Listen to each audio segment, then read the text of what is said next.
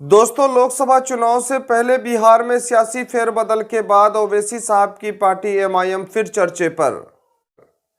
ओवैसी साहब ने बिहार के सियासी फेरबदल पर किया प्रेस कॉन्फ्रेंस। लालू, नीतीश, तेजस्वी सहित बीजेपी पर साधा निशाना।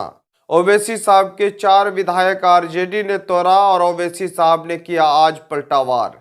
बड़ी खबर में बताएंगे दोस्तों कि ओवैसी साहब ने नीतीश और बीजेपी को किस तरह से घेरा। नीतीश कुमार कल तक हमको गाली देते थे कि ओवैसी बी टीम है। अब नीतीश कुमार को शर्म नहीं आती उसी जगह पर जाकर बैठने के लिए जहां पर हम पर इल्ज़ाम लगाते थे। उन्होंने हर चीज़ का रिकॉर्ड तोड़ दिया है और कोई उनकी बात का न एतबार है न भरोसा है। मैं शुरू से कह रहा था कि नीतीश कुमार फिर से बीजेपी में जाएंगे, मगर लोग हमारी बात को यकीन नहीं कर रहे थे।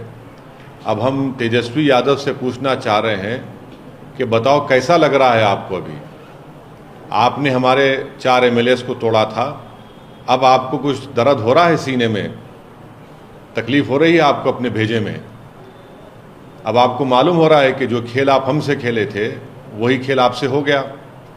और तेजस्वी यादव और उनकी पार्टी धोखा दी है। 2 मर्तबा नीतीश कुमार को उन्होंने मुख्यमंत्री बनाया। बताइए अब क्या हासिल हुआ आपने? बीजेपी को आपने सत्ता दे दी। नीतीश कुमार तो सिर्फ अभी तो नाम के मुख्यमंत्री रहेंगे, हुकूमत चलेगी बिहार में आरएसएस के नरेंद्र मोदी की। हम तो यही चीज़ को रोकना चाह रहे थे, एमआईएम पार्टी इसी को रोक रही थी। और जब हमारे सीमांचल की जनता ने एमआईएम के 5 विधायक को कामयाब किया तो हमने तो जब उनके स्पीकर के इलेक्शन में तायद की थी गठबंधन के। मगर तेजस्वी यादव को और उनके परिवार को ऐसा लगता है कि बिहार की जनता एक तरफ और उनके परिवार से कभी मुख्यमंत्री बन जाए।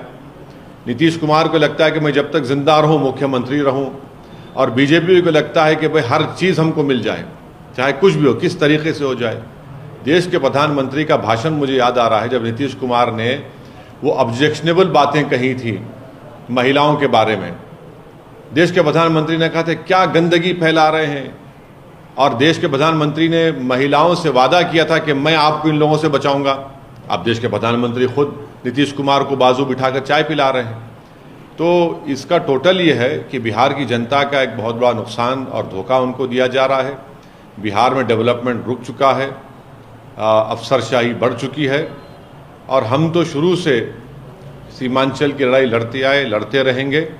और इससे जनता को फिर से मालूम हो गया कि एमआईएम और ओवैसी जो बात कह रहा था कि सेकुलरिज्म, पॉलिटिकल सेकुलरिज्म सिर्फ इस्तेमाल किया जाता है भारत के मुसलमानों को धोखा देने के लिए, और अब की बार फिर से धोखा दिया गया है बिहार के मुसलमानों को सिर्फ सत्ता में आकर बैठने के लिए।